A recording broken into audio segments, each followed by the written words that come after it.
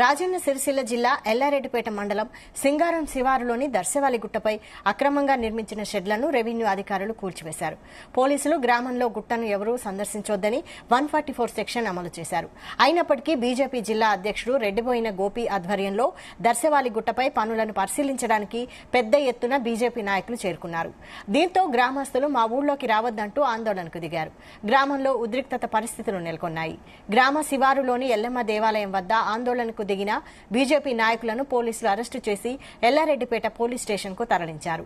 40 ఎకరాల ప్రభుత్వ భూమిని దర్శవాలి గుట్టపై ఆక్రమణకు గురవుతోందని 10 సంవత్సరాలుగా గుట్టపై నిర్మిస్తున్న అక్రమ నిర్మాణాలను పూర్తిగా తొలగించాలన్నారు. ఎల్లారెడ్డిపేట మండలం సింగారం గ్రామ పరిధిలో దర్శనాల గుట్ట అని పేరు చెప్పి మరి ఆ గుట్టను కొంత ప్రైవేటు వ్యక్తులు కబ్జా చేసే ప్రయత్నం చేస్తున్నారు. దాని మీద ఒక సమాధిని పెట్టి చెద్దర్లు కప్పే ప్రక్రియ చేస్తున్నారు.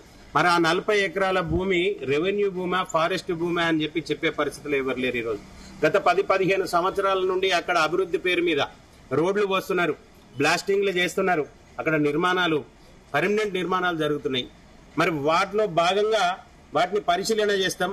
మరి చోళుల కాలం నాటిగా, కాకతీయుల కాలం నాడు అక్కడ లక్ష్మీనరసింహస్వామి విగ్రహాలుండే, హనుమాన్ విగ్రహాలుండే, మరి అవన్నీ అవశేషాలు లేకుండా చేస్తున్నారు.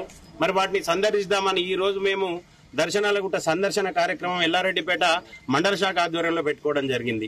అందులో భాగంగా మండల పార్టీకి సంబంధించిన వ్యక్తులు ఏదైతే సింగారం గ్రామం చేరుకునే క్రమంలో పోలీసులు వాళ్ళని పోకుండా అడ్డుకొని 144 సెక్షన్ ఉన్నదని చెప్పి అరెస్ట్ చేసి తీసుకోవడం రావడం జరిగింది. అందులో భాగంగా సింగారం మాజీ సర్పంచ్ పేరు మల్లేశం అనే వ్యక్తి భారతీయ జనతా పార్టీ కార్యకర్తల నాయకులందరినీ నరికేస్తా అని చెప్తున్నా. ఆ వీడియో కూడా మా దగ్గర ఉన్నది.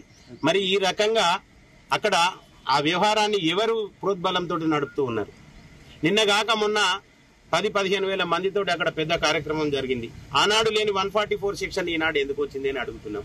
మరి ఇక్కడ ఉన్న శాసనసభ్యులు నిన్నగాక మొన్న అక్కడ దర్గాకు పోయి చెద్దరు కప్పొచ్చింది. మరి ఈ రోజు పొద్దున ఒక నిర్వచనం అని చెప్తున్నారు రెవెన్యూ శాఖ వాళ్ళు. మరి ఈ రోజు ఒక్క నిర్మాణాన్ని కోల్చి సంతృప్తి పరిచే ప్రక్రియ చేసే విధంగా వాళ్ళు కనబడుతున్నారు.